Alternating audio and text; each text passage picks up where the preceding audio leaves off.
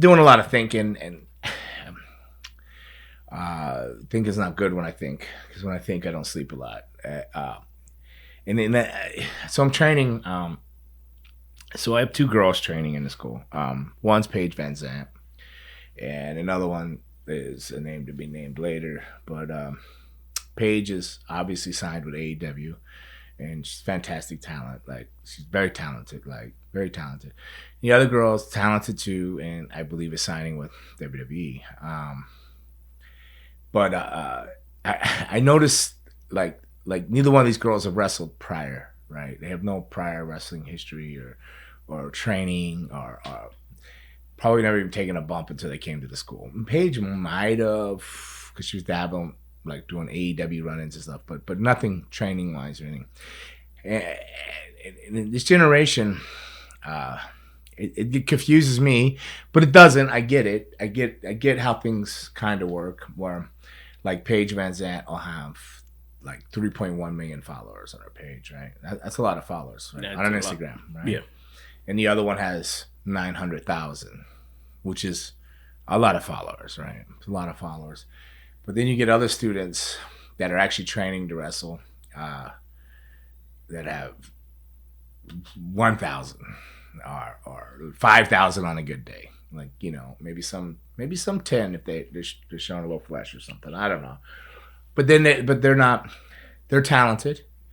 They've put 5 years in, 10 years in, whatever, training to be professional wrestlers, and then you have the girls or whoever with the 3 million followers and 100 whatever, 1 million followers. Let's say 1 million, rounded up.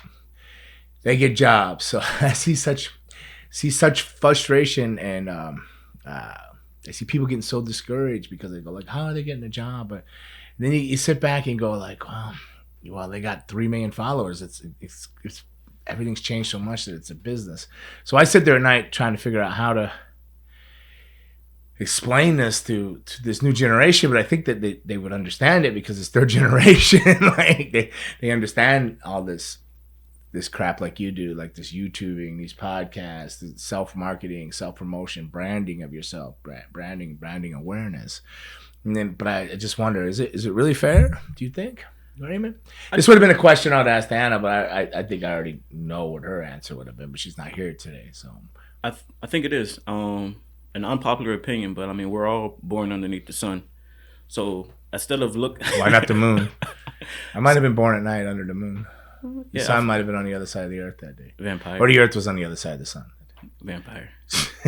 But don't look at what she did at the moment where she gets signed with AEW, WWE. But what about all the hard work she put in to get those 3 million followers? Mm-hmm. And the work she put in to get to where she got before she got that deal. So I think it is fair because they put in work to get the status to be noticed. And I want to be clear that I'm not knocking. I'm not even going to say names anymore, but I'm not knocking anybody here. But what 3 million? Yeah, that she's Paige. She's done Dancing with the Stars and all that. A lot of hard work. And then there's a lot of risque photos and stuff like that too. A lot of what do you call it, OnlyFans and stuff? Yeah, is that what it's called, or is it? I don't think she has one. What's that? I don't think she has one. Who? Paige. You better go check, dog. Oh, no, all these girls do, man. No, but she's put it in through fighting, MMA, bare knuckle fighting. She was in Dancing with the Stars, yeah. So and she's really, really talented, really, really good. And I'm not arguing that. I'm just trying to understand how this generation doesn't understand that, like branding and stuff. Like, and as a trainer or coach, how do I look at this and approach this? Because it's very confusing to me. But to say, for example, like I put in 10 years to say before I ever got actually hired at WWE, 10 years. But now they're not really, at 10 years, I was almost 29, right? Mm-hmm. So I started when I was 17. So I don't know how many years I put in up to them. Maybe it was more. I can't add right now. So you give it to me. So 17 to like 28. What is that? Yeah, that's 9 years, right? 9 years. 10 years. 10 years. Okay, 10 years. 20. All right, so so I'm on point in my right. I don't. Sorry, I have to check because I don't do dates and numbers well in my head. So where I just at a drop of, I've cost myself families, like kids. I just would go at a drop of a hat. I'd go to Puerto Rico for a day and spend a year, not come home. Go to Memphis, sleep in my car. Took off to Calgary, sold the car to get to Calgary. Went there, spent every dime, came home, bro. I did all these things. Plus, I continued training at all the schools. I trained in Calgary in the dungeon. I started training with Boris Malenko and Rusty Brooks. Then I retrained in a dungeon in Stampede in Calgary. Then I went to go even at one point retrain with Alpha and ended up being the first school I ran was Alpha School, help run under Alpha. But I learned business and how to run stuff. So I'm putting all this time in. I'm crisscrossing. I've done I don't know how many Japan tours by this time. And the rest of all that, and I still hadn't reached that pinnacle, that WWE, that WWF at the time. I haven't reached it, but now, all these guys have a lot of these people put this time in. These indies, they money and gear, the ones that have sacrificed, and they did all this time, and then they go, "No, you're too old. we're gonna go hire somebody out of college." Just that was a track star, or nothing against Bianca Belair, or that was I don't know, like a player that didn't go to the NFL, or an ex-basketball player. We're just gonna go hire athletes that are. So we don't really want guys to put that 10 years in and sacrifice blood, sweat, and tears, or girls, ladies, young women, that sacrifice all that. Now you go here, but being that you're 28 and you put your body through hell and you did everything that you thought you're supposed to do. Here's how it is now. We're gonna go, and we're gonna just hire this person because they got 3 million Instagram followers because they got a following, and but Paige is very, very talented. She's gonna be a star. Don't get me wrong. Or because somebody else at 23, because they're younger, and we'll just train them the way we want to train them. We don't want you to have an opinion. We don't want you to have this. Well, I mean that's just where I struggle with. I get it. I get the business end. Yeah, sure. I'd want somebody working for me that has 3 million followers. I damn sure would want them because that's 3 million more watching my brand or my product, right? Uh-huh. So and eyes on my 3 million more eyes on my adventures. So, and it works for me as a trainer to have them there too. It's a plus for me. It's a plus for me with the one with the 1 million followers. Even if I can't say her name, it's still going to come out in the end. It's a plus for me. It works for me, but at the same time, I'm a trainer. I'm passionate, and I've done these roads and been in these ditches. Is where these other young talent are there now and beating yourself apart. And like, sure, maybe they're getting tossed the NWA shot here or MLW, which is a great company there. You can check me out on MLW. I'm, Strange Sangre, Gangrel. But no, you can check out MLW. Yeah, but they're doing that and that. But everybody's dream, and they're not going to kid themselves when they're a kid. They're going to go, what do you want to be? I want to go to WWE, or I want to be in New Japan. Or it was WCW when I was a kid. It wasn't even WCW. It was NWA when I was a kid, and there was WWF. Mm.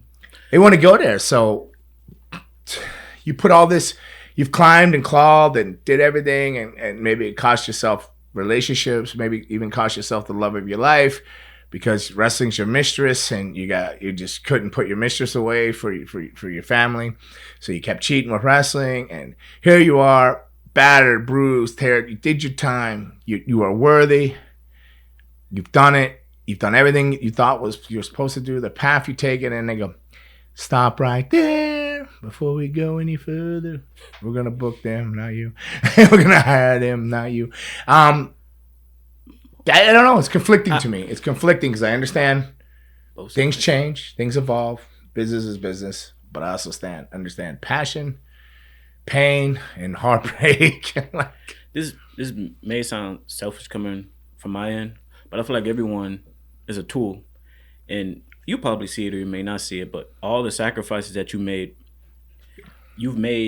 it easier for 100 or up to maybe 1,000 other people that you've passed your lessons and teachings on down to because you went through it. All the students, even me personally. So it's like, did I make it easier or did I make it harder? Because now I've given them false hope. I've given them talent. I've given them not talent. They had talent. I've given them the tools. You say the skills and the dictionary, the vocabulary, everything, the knowledge they need to succeed. And I've given them that, and they understand that. And then they can't use it. It's taken away, and somebody else. Me personally, from my own experience, I feel like that's incorrect. Because with the things you've taught me, I take that into like my real life. That's my phone. I was throwing stuff at me. Now my phone. But outside of wrestling, it's like a lot of the stuff, like the all in or all out. I will not approach something if I know I can't give 100% of my time to it. Like with everything I'm doing now, that's why I kind of took time from wrestling. So it's a lot of stuff that you teach that goes outside of wrestling. So with all this being said, and thank you for that compliment. And I do a lot of lessons. I do believe are just from lessons in my life, not even wrestling, but just my life. But with all that being said, as I stand here torn, business with this, passion, everything here, the ones I got to say to the ones that have put the time in and they're climbing the ditches and all that, what I got to say to you, and this may sound harsh, is want some, get some, bad enough, take some. Don't quit. Don't stop believing. Keep pushing. Brand yourself. Watch what they've done. Take a little bit of their game, apply it to your game. Polish it up, dust it off, get up, stand up, and charge. Because it is possible, and it's still not too late to make and do this thing. So you've not wasted your time if you've done something you love. As Boris Malenko told me many a times, the journey is the jewel. There's no jewel at the end of this rainbow. It's busted bones and broken homes, man. But if you have a passion and you truly love it, I get in there. It doesn't matter if it's 200 people at the breakout at the school show or 700 at the Port St. Lucie show sold out or 5,000 in a different arena or 30,000. It's all the same to me because it's what I love. Every time I get to put my boots on and get in a wrestling ring, that's my passion. That's what I love. So don't let it get you down. Don't let it keep you down. Keep pushing. And definitely turn those frowns upside down. Turn them to smiles or grills. Growl it. Kick it out. Come on. So, yeah. But I am torn. But at the same time, I say fight. I don't want to quote Kevin Owens. But, keep coming. Keep going, guys. So, yeah, that's the thing. I just sit there and, it just drives me nuts. Like, because I'm torn because I get everything. And I get what you're saying. I get everything. But I think they just got to dust it off and keep pushing, man. They got to stay in their lane and just figure out how to draft a little better and get a better angle on it or pick a I don't know. They just got to keep pushing. They can't give up. You can't worry about, hey, this person got signed or this or that. You gotta get in there and fight. You gotta know your self-value, your self-worth. And also, what limits you're willing to go and how long you want to do it. Some people put a cap on things. Some people never do. But if some people ride BMX bikes the rest of their life, it's their passion, or they race dirt bikes the rest of their life. They may not race professionally in AM, whatever, but they're doing what they love, and just keep pushing, keep doing what you love. If that's what you do, if you truly love it, you're gonna figure a way.